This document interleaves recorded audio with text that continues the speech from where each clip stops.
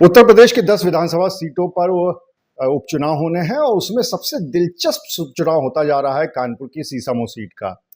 यहाँ पर जो मुख्य लड़ाई है वो अभी तक गठबंधन और बीजेपी के बीच में थी, लेकिन अब जिस तरीके से समाजवादी पार्टी की तरफ से एक नया नाम, बल्कि नया नहीं पुराना ही नाम है, लेकिन एक नाम निकल के आया है, और उसी दूसरी तरफ अगर हम कांग्रेस की बात करें तो वो भी अब चुनाव लड़ने को पूरी तरह से तैयार दिखाई पड़ रहे हैं।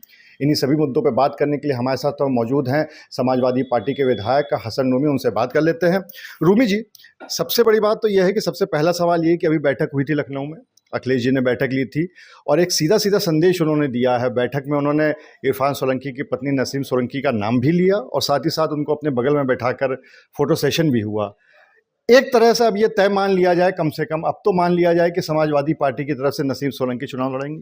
देखिए, ये आप अब तो मान लिया जाए, ये शब्द आपका जो है ये ज़रा सा आपका कॉन्फिडेंस कमज़ोर कर रहा है अपने आप में। हमने तो आपसे पहले बताया कि समाजवादी पार्टी की ये ट्रेडिशनल सीट है और इसमें कैंडिडेट हमेशा पिछले 22 सालों से सोलंकी, मुश्ताक सोलंकी साहब, उनके बेटे इरफान सोलंकी साहब की मेहनत से चला आ रहा है। पार्टी ने लगातार उनके परिवार पर भरोसा किया और इरफान सोलंकी जो इस वक्त मुकदमों में, तथाकथित मुकदमों में उनको सज़ा हो गई है और सज़ा होने के बाद चुनाव की उम्मीद नज़र आ रही है, तो निश्चित रूप में हमारी पार्टी का सीधा कहना है कि हमारे राष्ट्रीय अध्यक्ष आदरणीय अखिलेश यादव जी ने पहले ही ये कह दिया था कि उसमें सोलंकी की वाइफ नसीम सोलंकी चुनाव लड़ेंगी। तो ऑफिशियली अनाउंसमेंट की ज़रूरत मैं नहीं समझता हूँ कि कोई अभी बहुत जल्दी पड़ी, ना अभी कोई घोषणा हुई है चुनाव की, ना कुछ हुआ है, लेकिन फिर भी आप लोग की जो कमज़ोर उम्मीद थी उसको उन्होंने मजबूत कर दिया ये कह के कि अब नसीम सोलंकी ही चुनाव लड़ेंगी। तो अब तो कोई इफ बट की बात नहीं है और उन्हीं के नाम पर मोहर लग गई है और हमारी पार्टी पूरी तरीके से उस चुनाव को जिताने में अपनी पूरी ताकत लगा देगी। भले इरफान जेल में हो, हम लोग तो उनकी पत्नी को भी ज़्यादा टच नहीं करेंगे। हम लोग खुद नसीम सोलंकी, इरफान सोलंकी और अखिलेश यादव बन के चुनाव लड़ेंगे। सबसे बड़ा चेहरा अखिलेश यादव जी के नाम पर हमको चुनाव लड़ना है, अखिलेश यादव जी के सिंबल पर चुनाव लड़ना है, पीडीए के वोटरों में संदेश देना है। पहले से और अब में बड़ा अंतर आ गया। 2024 के लोकसभा चुनाव में जिस तरीके से पीडीए लामबंद हुआ है, उत्तर प्रदेश में जिस तरीके से पीडीए के लोगों के फेक इनकाउंटर हो रहे हैं, किसी से छुपा नहीं है। लगातार पीडीए के लोगों को प्रताड़ित किया जा रहा है।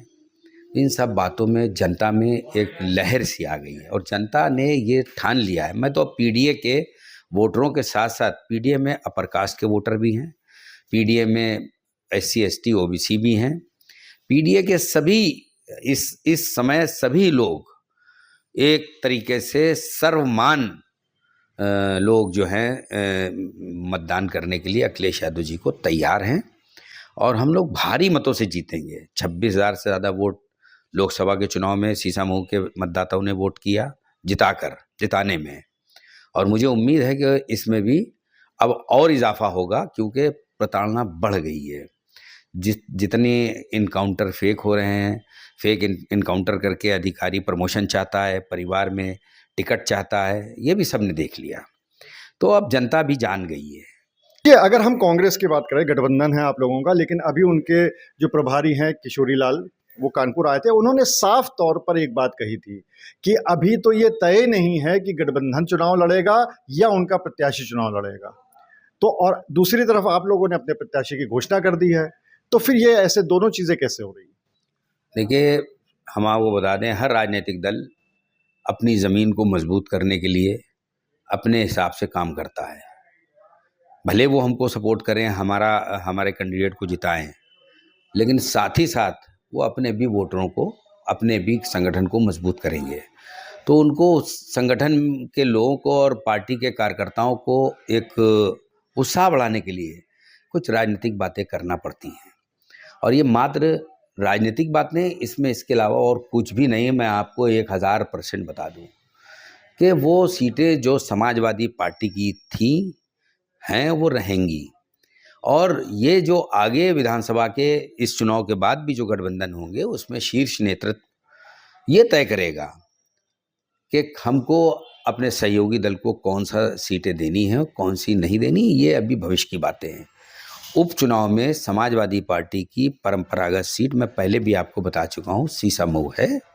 उसमें किसी प्रकार का ना तो कैंडिडेट का संदेह और ना पार्टी का संदेह, ये दोनों क्लियर हैं, जनता में भी क्लियर हैं और कांग्रेस, हमारे सहयोगी दल, जो भी हमारे सहयोगी दल हैं, सब में ये बात पूरी तरीके से क्लियर है। उनके राष्ट्रीय सचिव आए थे यहाँ पर, अभी कल ही आए थे, और उन्होंने अपने कार्यकर्ताओं से सबसे कहा है कि जो लोग कांग्रेस से चुनाव लड़ना चाहते हैं वो बाकायदा होर्डिंग बैनर अपने क्षेत्रों में लगाएं और अपना प्रचार करें। और इसके साथ ही साथ जो बैठक हुई थी उनमें कार्यकर्ताओं में समाजवादी पार्टी को लेकर बड़ा रोष था और कई सारे आरोप प्रत्यारोप भी लगाए गए थे, और ऐसा अब सुनने में आ रहा है कि वो भी अपना कैंडिडेट खड़ा कर सकती है कांग्रेस। मैंने आपसे बताया कि कोई राजनीतिक दल अपने कार्यकर्ताओं को यूनाइट करने के लिए किसी प्रकार का राजनीतिक संदेश देता है, वो दिया है उन्होंने। वो राष्ट्रीय सचिव थे, कोई राष्ट्रीय अध्यक्ष थोड़ी थे जो उनकी बात को हम ये चुनाव के और पार्टी को चुनाव लड़ाने में कोट करें। उनका काम है संगठन को मजबूत करना, वो कैसे वक्तव्य दे के मजबूत करते हैं, ये उनकी एक रणनीति है। और ये कार्यकर्ता समझदार भी समझता है, और जो छोटे स्तर के कार्यकर्ता वो ये सोचते हैं कि हमारे पार्टी के नेता आएँ तो हम भी ज़रा भीड़ लगाएं, हम एक मैसेज दें कि कांग्रेस का भी कार्यकर्ता आ गया सड़कों पर समाजवादी पार्टी को जिताने। ये है बात। तो यानी एक तरह से साफ तौर पे कहा जा सकता है, अगर हम आपकी बात करें तो साफ तौर पे कहा जा सकता है कि समाजवादी पार्टी का ही प्रत्याशी सीसामऊ चुनाव लड़ने जा रहा है। अरे साफ तौर पे आप मेरी बात लिख लीजिए, कोट कर लीजिए, समाजवादी पार्टी का कैंडिडेट ही चुनाव लड़ेगा। और हमारे नेता आदरणीय अखिलेश यादव जी ने भी ये बात फाइनल कर दी है, कैंडिडेट कौन होगा, नसीम सोलंकी होंगी। ना अब इसमें कोई परिवर्तन होना, ना उसमें कोई परिवर्तन होना, ये बात आप बार बार चलाइए। कांग्रेस की तरफ से यानी समझा जाए कि आपको वॉकओवर वो तो नहीं दे रहे हैं, लेकिन आप लोगों ने वॉकओवर ले लिया। नहीं, वॉकओवर किस बात का भाई, जब उन्होंने हमारे जब गठबंधन नहीं हुए थे उन्होंने चुनाव लड़ा था, तो वॉकओवर कहेगा, उनके कैंडिडेट को जो वोट मिले थे वो आपको मालूम है। तो इसलिए वॉकओवर जैसी कोई बात ही नहीं है। हमने उनको वॉकओवर लोकसभा में दिया था, और उस वॉकओवर को लोकसभा में देकर हमने उनके कैंडिडेट को, कांग्रेस के कैंडिडेट को, हर विधानसभा में बढ़ चढ़कर चुनाव लड़ाया, और उनके कैंडिडेट को 4,22,000 वोट पीडीए और समाजवादी पार्टी के संदेश से मिला है, जो अभी तक के किसी भी कैंडिडेट को नहीं मिला। ये किसी को गलतफहमी ना हो कि कोई वोट किसी हमारे कैंडिडेचर का है या हमारे किसी और का है। ये केवल और केवल समाजवादी पार्टी के पीडीए संदेश, SC ST OBC और क्या कहते हैं हमारे नेता आदरणीय अखिलेश यादव जी, और हम ये कह सकते हैं कि उनके सहयोग में उनके राष्ट्रीय अध्यक्ष राहुल गांधी जी, ये सब मिला के कोई कैंडिडेचर का वोट नहीं था। ये एक माहौल का वोट था। जनता उत्पीड़न, जनता के खिलाफ बहुत से जन विरोधी काम कर दिए गए थे, चाहे जितनी एजेंसी उनके इस्तेमाल कर लिए गए थे।